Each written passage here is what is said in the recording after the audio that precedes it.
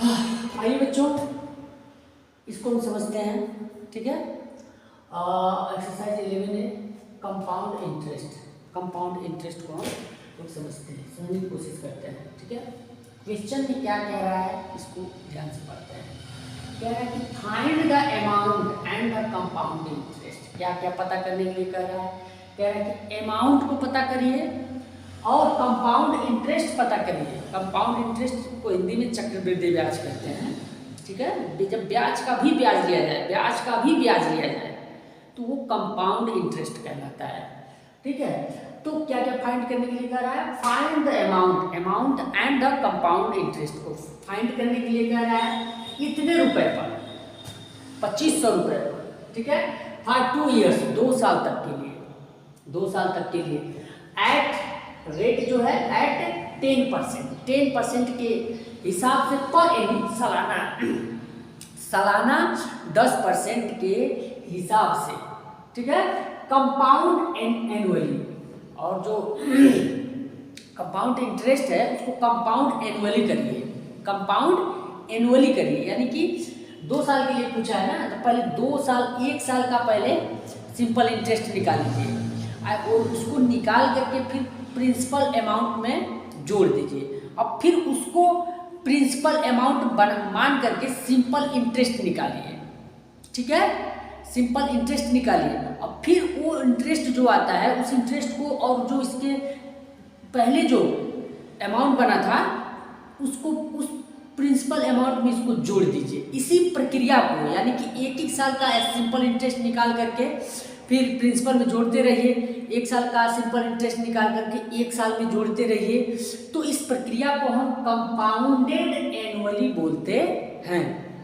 तो आइए इसको हम जब क्वेश्चन को लगाएंगे तो ये सारी चीजें ठीक से समझ में आ जाएंगी। सॉल्यूशन लिखेंगे, सॉल्यूशन क्या लिखेंगे? सॉल्यूशन। अब क्वेश्चन में होता क्या है, जो भी चीजें दी गई होती है पहले उसको एक बार लिख लेते हैं और उसी की मदद से हम क्वेश्चन लगाते हैं। तो इसमें ये जो अमाउंट दिया है, जो अमाउंट दिया है इसको हम प्रिंसिपल बोलते हैं। क्या? प्रिंसिपल। अब यहाँ पर प्रधानाचार्य मत समझ लेना, यहाँ पर प्रिंसिपल अमाउंट हमारा कहलाएगा। प्रिंसिपल हमारा यहाँ पर क्या दिया है? 2500। ठीक है, और हमारा क्या दिया है? रेट दे रखा है। रेट क्या दे रखा है? 10% पर एमनी, सालाना पर एमनी। ठीक है, टाइम क्या दे रखा है इसमें? टाइम हमारा दे रखा है 2 ईयर्स। टाइम फॉर 2 ईयर्स लिखेंगे, फॉर 2 ईयर्स, 2 ईयर्स। इतनी चीजें जो भी दी गई हैं उसको एक बार लिख लेते हैं ऊपर। अब उसके बाद क्वेश्चन सॉल्व करना हम स्टार्ट करेंगे। देखो, जब पिछली कक्षाओं में हमने सिंपल इंटरेस्ट निकालना सिखाया था तो भली बात हमने बताया था सिंपल इंटरेस्ट हम कैसे निकालते हैं। तो उसका एक फार्मूला होता था PRT/100, PRT/100। तो वही चीज 1 साल का हम सिंपल इंटरेस्ट इसमें निकालेंगे। 2 साल के लिए बोला है तो 1 साल के लिए अभी सिंपल इंटरेस्ट निकालेंगे। तो अभी क्या होगा, ये अमाउंट हमारा क्या होगा? प्रिंसिपल बनेगा। हाँ, तो प्रिंसिपल अमाउंट ये हो गया। तो यानी कि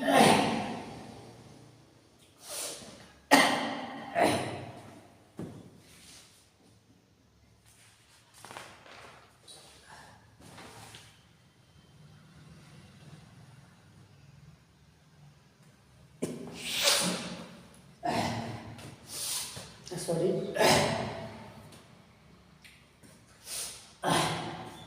तो ये क्या होगा?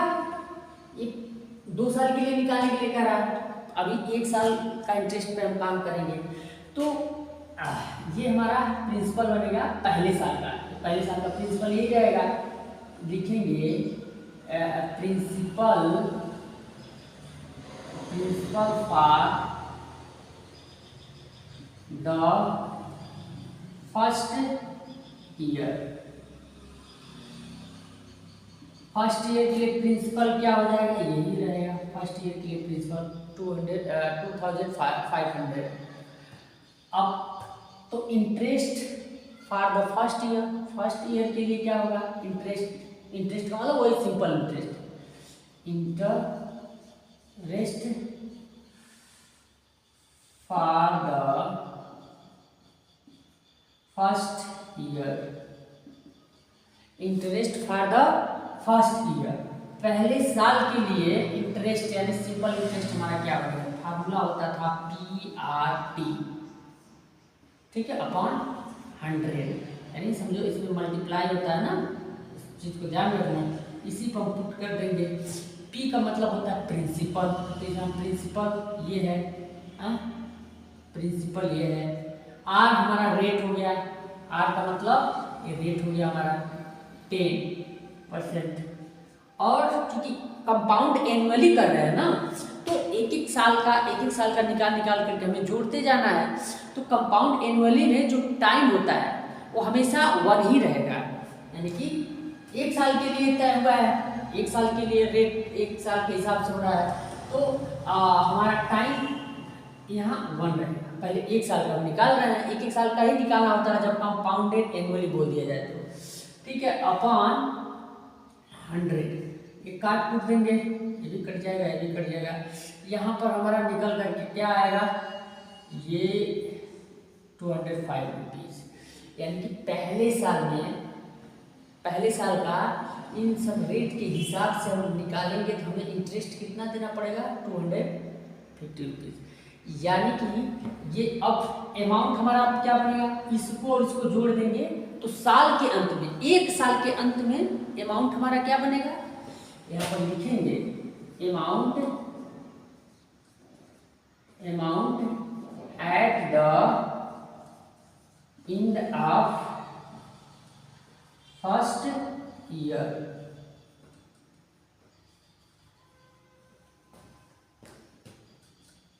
Amount at the end of first year क्या हो जाएगा,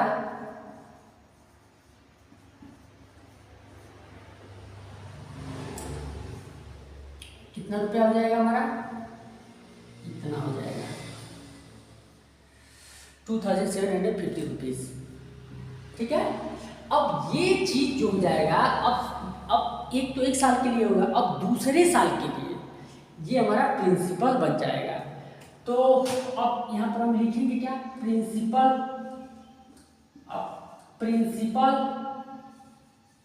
for the second year, second year के लिए प्रिंसिपल हमारा क्या बन जाएगा, ये बन गया, ठीक है, ये दूसरे साल के लिए हमारा प्रिंसिपल अमाउंट ये बन गया। अब जब ये बन गया अब दूसरे साल का इंटरेस्ट निकालेंगे, तो दूसरे साल इंटरेस्ट क्या होगा, interest for the second year, interest for the second year, second year का क्या हो जाएगा, ये हमारा कोई PRT बटे से पहले फार्मूला लिख लेते हैं, PRT अपॉन क्या होगा 100, तो प्रिंसिपल अमाउंट क्या बनेगा हमारा, ये हो गया, रेट हमारा क्या बनेगा 10 है, T टाइम हमारा क्या है, टाइम हमेशा एक साल का जब निकाल रहे हैं, एक साल का, तो यहाँ टाइम हमेशा 1 ही रहेगा, ठीक, ये हो गया, इसको काट देंगे, इसको काट देंगे, हमारा क्या आएगा, सेकेंड ईयर का हमारा इंटरेस्ट आ गया 275 रुपीज़, ठीक है। अब दूसरे साल के अंत का अमाउंट क्या बनेगा, दूसरे साल के अंत में अमाउंट क्या बन जाएगा, अब amount at the end of amount at the end of second year का अमाउंट है क्या है, ये अब ये प्रिंसिपल है ना, प्रिंसिपल प्लस इंटरेस्ट को जोड़ते हैं, अब सेकेंड ईयर का प्रिंसिपल क्या था, ये था, और सेकेंड ईयर का इंटरेस्ट क्या निकल के रहा, ए, तो सेकेंड ईयर का टोटल अमाउंट क्या बन जाएगा, ये ना प्लस 275, जब इसको हम ऐड करेंगे 5